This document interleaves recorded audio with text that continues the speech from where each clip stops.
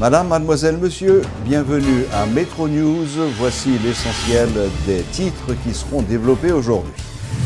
Le cadavre de l'ancien président René Préval a été autopsié ce mardi dans un centre hospitalier de la capitale. L'autopsie médico-légale de René Préval a été effectuée suite à une requête de son épouse Élisabeth Desbrosses-Préval. Le président Jovenel Moïse invite les parlementaires à ratifier son Premier ministre Jacques-Guy Lafontan afin que l'administration publique puisse fonctionner effectivement. Le chef de l'État souhaite la formation du gouvernement dans les meilleurs délais. Dans un rapport publié cette semaine, le département d'État américain affirme que des bandes criminelles haïtiennes continuent d'être engagées dans le trafic international de stupéfiants et dans d'autres activités frauduleuses. Les États-Unis pressent les autorités haïtiennes d'intensifier leurs efforts dans la lutte contre le blanchiment des avoirs. L'autopsie médico-légale de l'ex-président René Préval a eu lieu ce mardi suite à la demande de son épouse Élisabeth Desbrosses-Préval. Le commissaire du gouvernement de Port-au-Prince, maître Danton Léger, a de son côté ordonné l'autopsie médico-légale de l'ancien chef de l'État décidé subitement le vendredi 3 mars dernier. Selon ses proches, la mort de M. Préval paraît très suspecte. Rappelons que l'autopsie ou examen post-mortem est l'examen médical des cadavres. L'autopsie médico-légale est une série d'examens recherchant la cause d'une mort a priori considérée comme suspecte. Le président Jovenel Moïse vient de boucler son premier mois à la tête du pays. Au niveau du Sénat de la République, les avis sont partagés en ce qui concerne le bilan du chef de l'État. Si certains estiment que le président Moïse a pu résoudre certains problèmes ponctuels, d'autres pensent que ce dernier n'a encore rien prouvé depuis son installation. Suivez ce reportage de Georges Allen et d'Elsie Dieulassin. Un mois après son investiture comme 58e chef d'État d'Haïti, des sénateurs de la République ont dressé le bilan des actions entreprises par Jovenel Moïse. Selon les opposants au pouvoir, Jovenel Moïse n'a rien fait durant ces 30 jours passés au pouvoir. Ces opposants estiment que l'élève est très mauvais, qu'il n'a rien fait, qu'il ne mérite pas encore d'être évalué. Parce que nous comprenons que le pas capé son bouton pour que tout bagaille paraisse du jour au lendemain. Mais nous suivons avec un peu d'attention, nous regardons qui ça a fait, parce que je dis un changement, ce n'est pas pour changer un président mettre Jovenel. Le pays, si on l'a voté, c'est pour la ville changer. Donc, quantité de temps, le pas qu'à prendre dans la rue avec grand goût à monter. Fatra a continué à augmenter dans la rue. Dollar continue à prendre terrain. Aujourd'hui, l'inflation, taux d'inflation a augmenté. Aujourd'hui, il y a mal dans l'hôpital. L'hôpital, aujourd'hui, il y a plus de monde qui mourir. Et c'est pour des bagailles très banales. Je pense que si l'équipe de Jovenel voulait permettre que demain, les jeunes bravos dans le même monde qui étaient pour lui et qui comptent lui, il faut l'avancer. Un autre opposant au chef de l'État, le sénateur Ricard Pierre, avoue qu'il est trop tôt pour parler de bilan. Toutefois, analysant les premiers pas de Jovenel Moïse comme chef d'État, l'élu du Sud-Est estime que ce dernier n'est pas maître de lui-même. Pour M. Pierre, le retard accusé dans la ratification d'un Premier ministre, alors que Jovenel Moïse dispose de la majorité dans les deux chambres, prouve clairement que le verre est dans le fruit. Peut-être la population en tape tant problème président a gagné dans le choix Premier ministre, c'était avec l'opposition au Sénat. Ça a eu les sénateurs Lavalas. Mais ce n'est pas l'opposition qui a empêché le président pour le choisir Premier ministre.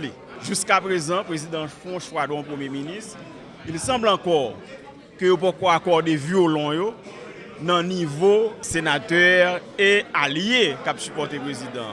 D'une voix quelque peu discordante, celle du sénateur Joseph Lambert donne son point de vue sur le bilan des 30 jours de Jovenel Moïse au pouvoir.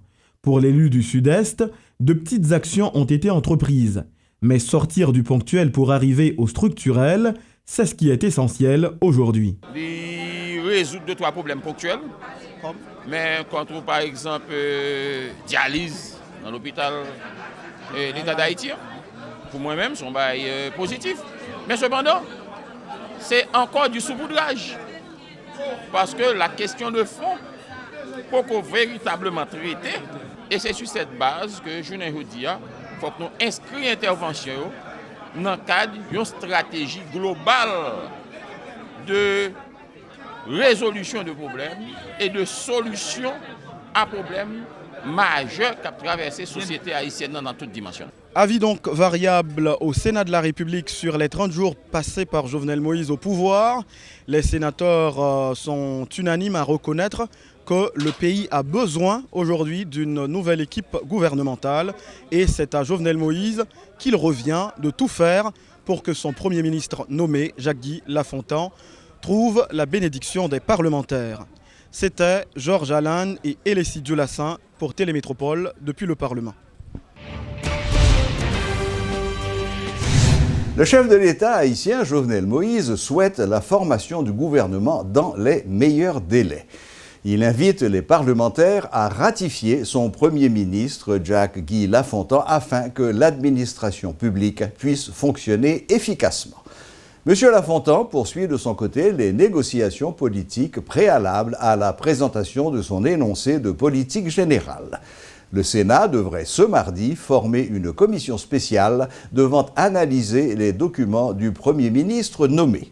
Avec humilité et sagesse, je demande un vote de confiance pour la déclaration de politique générale du Premier ministre, a dit le président Moïse. Il faut un gouvernement dans l'immédiat pour que nous puissions avoir un budget rectificatif. Le budget rectificatif est indispensable pour prendre en compte les priorités de la nouvelle administration. La loi sur le crédit doit être votée par le Parlement en avril pour que les étudiants puissent avoir accès à des allocations financières, a dit le président Moïse.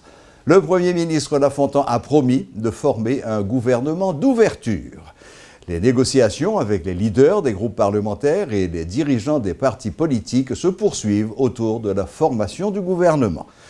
Le président Moïse dispose d'une majorité confortable au Sénat et à la Chambre des députés grâce au PHTK et à ses alliés dont AAA, KID et Consortium. Les États-Unis pressent les autorités haïtiennes d'intensifier leurs efforts dans la lutte contre le blanchiment des avoirs.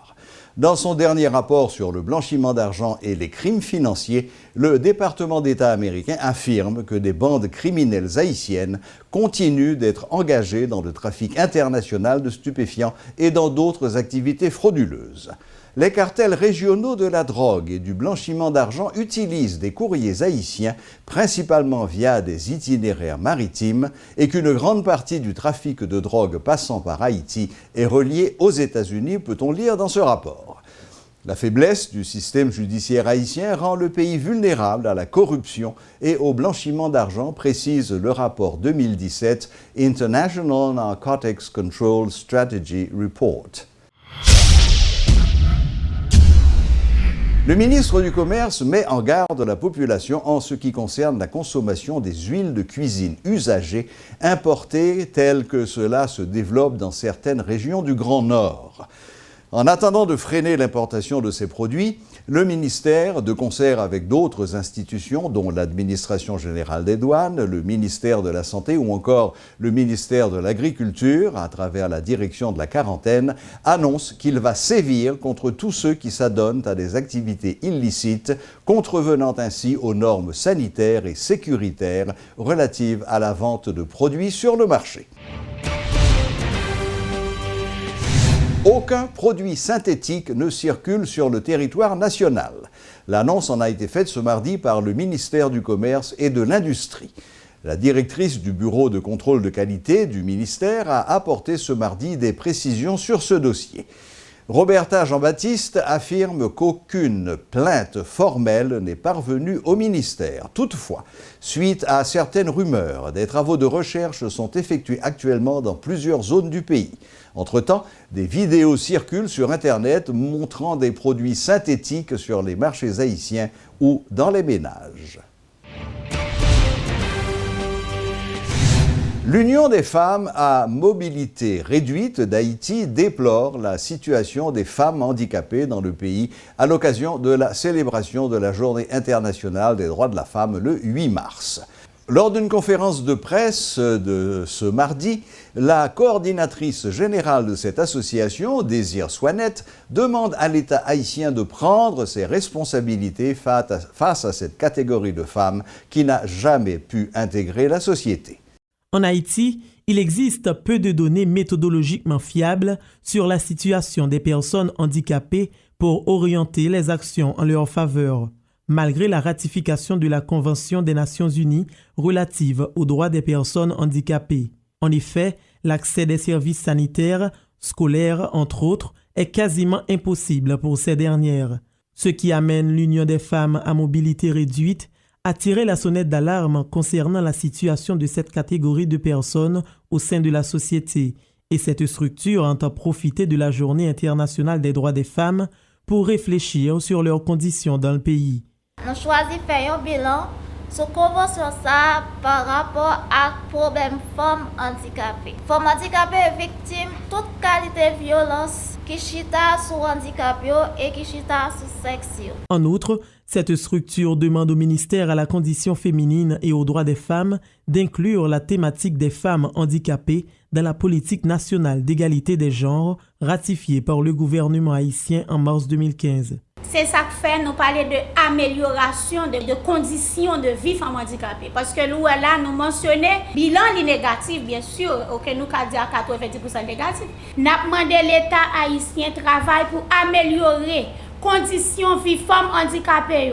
Notons que l'UFMORACH, contrairement aux autres organisations féministes, entend faire de ce 8 mars une journée de réflexion sur la situation des femmes à mobilité réduite.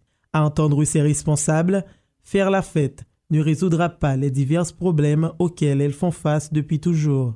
Plusieurs organisations œuvrant dans le domaine du genre, de concert avec l'USAID, ont lancé officiellement un projet baptisé « Combattre Violence ». Un projet qui a différentes phases, dont la première consiste à organiser ce mardi un atelier de formation à l'intention des journalistes. L'objectif était de les sensibiliser sur la nécessité d'encourager la population à dénoncer les violences sous toutes ses formes, particulièrement celles faites aux femmes. Reportage chez la Louis-Joseph et Guitry Choisy. Les violences faites aux femmes étaient au menu des discussions ce mardi à l'hôtel Oasis. À l'initiative de plusieurs organisations travaillant dans le domaine du genre en Haïti, reporters et caméramens munis de leurs stylos et de leurs carnets de notes s'en sont donnés à cœur joie lors des échanges. Des échanges qui ont été fructueux, se réjouit la responsable du mouvement des femmes pour l'éducation et le développement qui place cette activité dans son contexte.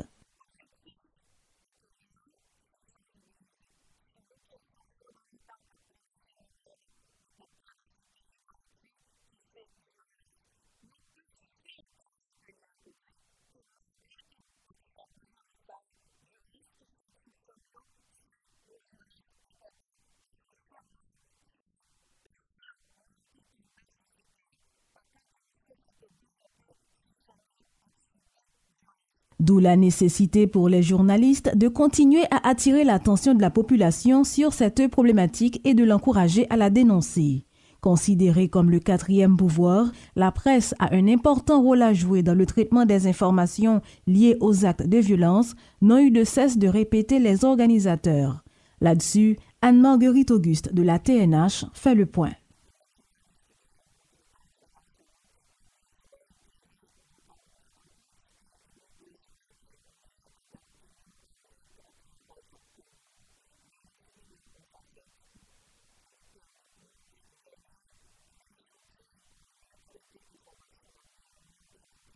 Rappelons que cet atelier financé par l'USAID entre dans le cadre du projet baptisé « Combattre Violence » qui vise à réduire la violence basée sur le genre en Haïti. Voilà, la boucle est bouclée. Merci de votre fidélité et à la prochaine, même heure, même chaîne.